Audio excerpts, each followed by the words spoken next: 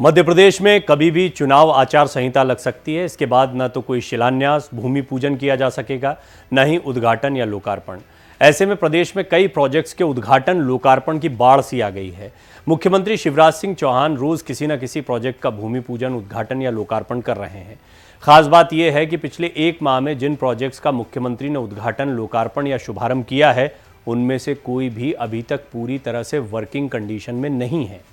एकात्म धाम, महाकाल लोक phase 2, global skill park हो या जबलपुर में बन रहा प्रदेश का सबसे लंबा फ्लाईओवर, इन सब का लोकार्पण तो कर दिया गया, लेकिन ये सभी अधूरे हैं।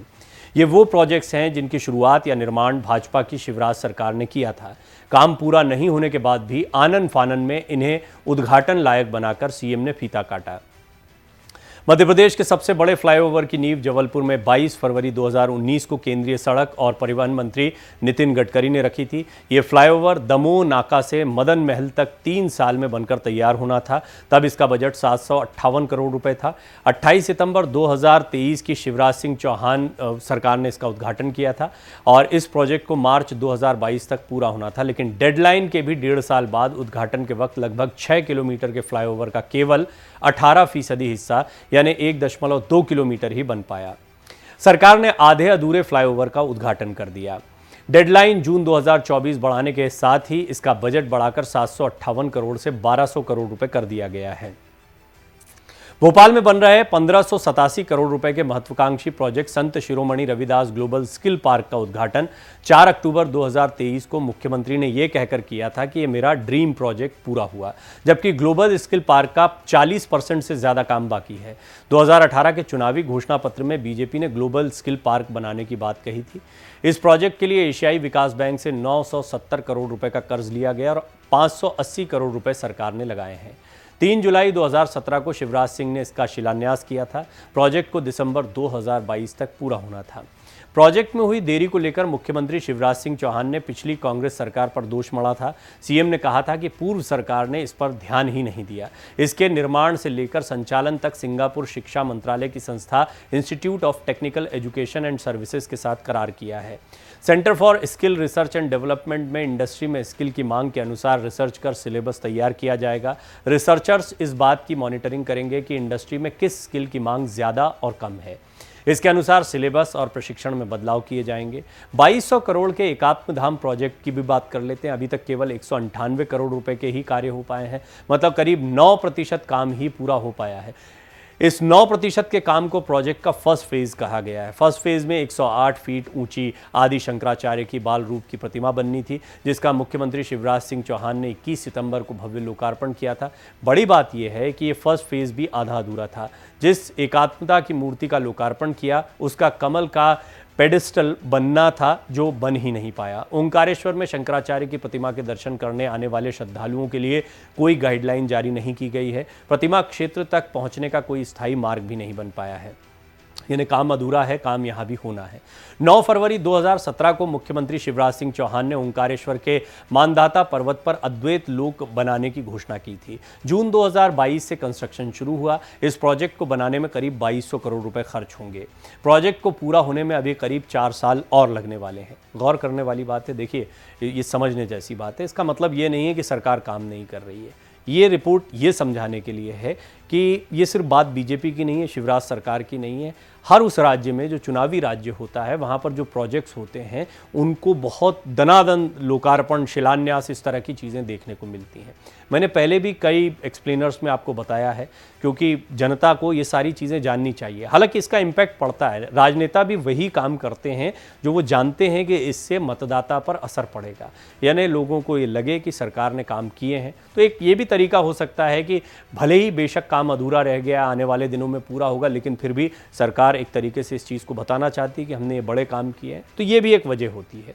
यहाँ पर मकसद ये है कि आप ये इस बात को जान पाएँ, समझ पाएँ कि कई प्रोजेक्ट्स हैं जो आनन फानन में जिनका लोकार्पण किया गया, शिलान्यास किया गया, लेकिन इनमें काफ़ी काम अभी बचे हुए हैं।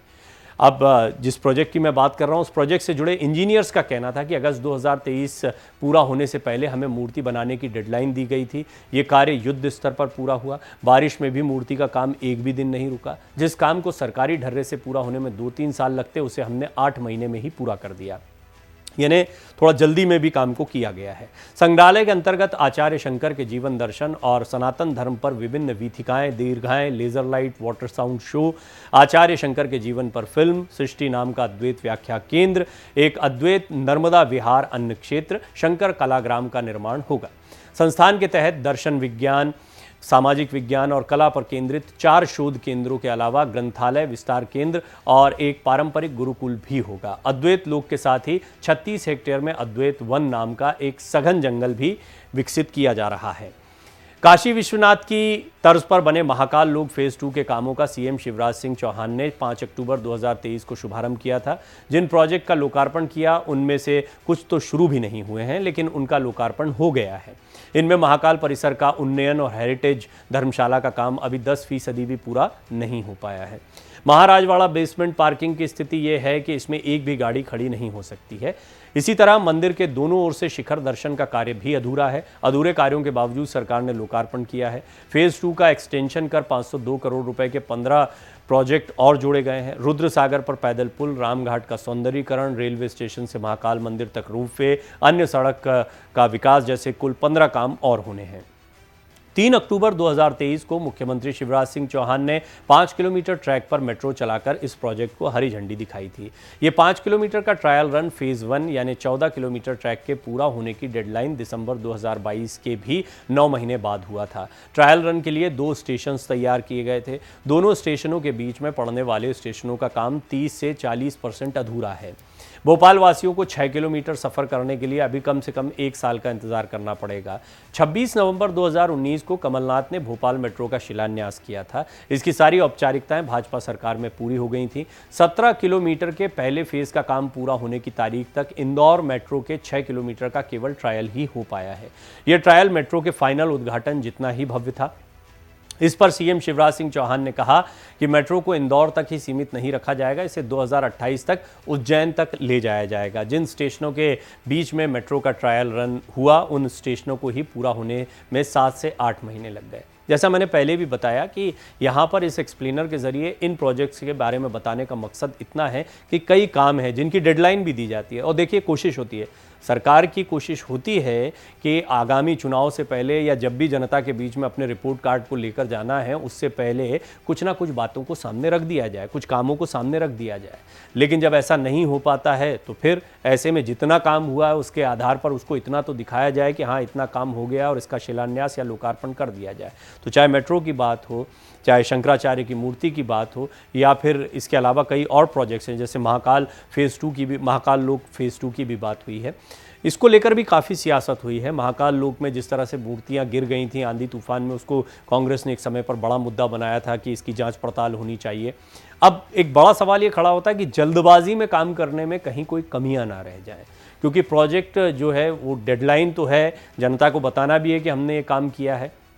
यहाँ एक चीज़ और स्पष्ट होकर समझ में आती है, कई चीज़ें, जैसे मेट्रो की ही बात मैंने कही, ये तो कांग्रेस के शासनकाल में इसकी शुरुआत हो गई, लेकिन बाकी की जो फॉर्मेलिटीज़ हैं वो बीजेपी के कार्यकाल में हुई, फिर भी उसका लोकार्पण और शिलान्यास। तो एक क्रेडिट की लड़ाई भी होती है और ये हर सरकार के साथ में होता है।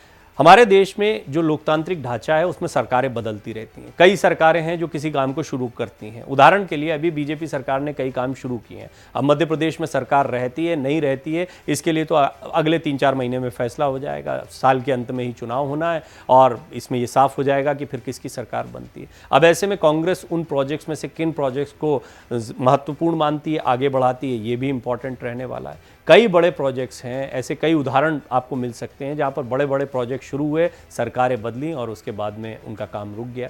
या कई ऐसे प्रोजेक्ट हैं जो किसी एक सरकार के लिए तो बहुत बेहतर दिखाई पड़ते हैं। उत्तर प्रदेश इसका बड़ा एग्जाम्पल है। मैं किसी स्पेसिफिक किसी प्रोजेक्ट की बात नहीं कर रहा हूँ, लेकिन आप जब सोचने बैठेंगे, जब आप खंगालने बैठेंगे तो आपको ऐसे बहुत सारे प्रोजेक्ट्स मिल जाएंगे।